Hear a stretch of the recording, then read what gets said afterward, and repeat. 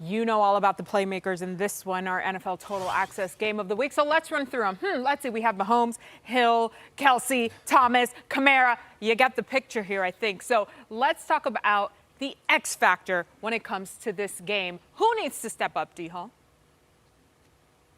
Oh, man, MJ, you just mentioned when you name some of those guys that Kansas City are going to put on the football field, right?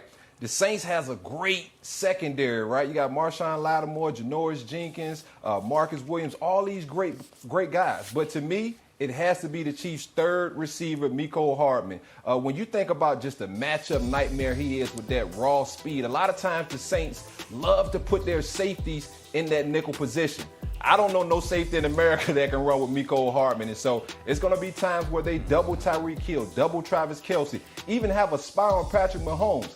This dude right here, Mecole Hardman, has to come alive because he is electric. We see him do it in the return game. Now it's time to do it on 1st and 10. Yeah, Mecole Hardman, he is a headache to deal with, especially, again, when you got to already deal with all the other weapons that Kansas City has. But I'm going to look at the New Orleans Saints side of things right here, and I'm going to say Sean Payton's play calling is going to be the X factor. And he has to get better than what it was last week because throwing the ball 40 times with Taysom Hill, almost 40 times with Taysom Hill, and not getting the ball to Alvin Kamara even more, I think is a mistake by Sean Payton. And also, when you look at playing in this game against the Kansas City Chiefs and that high-powered offense, you want to run the ball a little bit more. Do what your quarterback, at least your quarterback as of right now, Taysom Hill, do what he does best. Run the football, carve people up, have a gap scheme for the Chiefs defense so that you can kind of keep the time of possession and keep Patrick Mahomes and that electric offense off the football field. If Sean Payton can do that, I think we'll have an interesting score, and the Saints, they might win this one. And Rob, you said exactly what I was thinking. I was running the numbers here. Alvin Kamara, activate this man. He's averaged 54 fewer scrimmage yards since Taysom Hill has been under center. All right, guys, thanks. If there's one area to keep an eye on in this week's game between the Chiefs and the Saints, it's how the Chiefs play defense if they have a big lead in the second half. All-Pro safety Tyrann Mathieu talked about this past week when saying the Chiefs have to be better at closing out opponents. We saw it last week when they had a 20-point lead against the Miami Dolphins and wound up winning by 6. You saw it a few weeks back when they played the Buccaneers. They were up 17 points in the first half. They wound up winning by 3.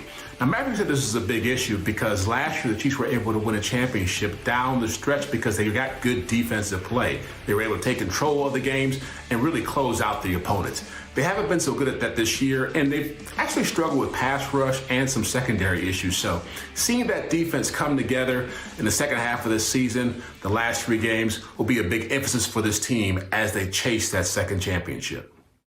All right, thanks, Jeff. William McGinnis and James Jones here with me. Let me tell you guys something about our game of the weeks. They have yet to disappoint us, haven't they? This week, not at all. No different. Willie, we just heard Jeff talk about it. We can't deny the strength of the Chiefs' offense, right? But it's that defense, specifically in the second half, has you raising a little eyebrow there, huh? Yeah, not good. And usually when you're going into the playoffs, you want to be trending in the right direction and playing at your strengths. Spagnuolo, when he takes his defense in at halftime, you want to make adjustments and get better. Why is his defense getting worse in the second half? When you look at the big plays, they have 90 big plays in the second half. They're giving up big plays in the second half. Teams are converting on third downs at will, okay, on third down. So they're not stopping anybody or getting off the football field. You look at the points that they're giving up in the third quarter, they're up. And then they're tied in the top 5 for giving up points in the fourth quarter. So they're not getting better towards the end of the game, which is actually putting more pressure on the offense. The defense has to be able to have balance. When this offense is this explosive, getting as many points and doing what they're doing, a defense, you're one-dimensional. You should be able to get after the passer and do different things. Those pass yards are up, everything's up. It's not a good look for this defense. They got to figure it out. They got about 3 weeks to figure it out. They better listen to this man right here. But, JJ, let's talk about the other sides here because the Saints went on a 9-game winning streak, even without Drew Brees, but then took a big L last week, dropping them from that 1 seed. How do they avoid another loss this time against the defending champs? Well, you know what, MJ? I hope the Saints is listening to Uncle Willie because Uncle Willie just said that the defense over there is struggling. So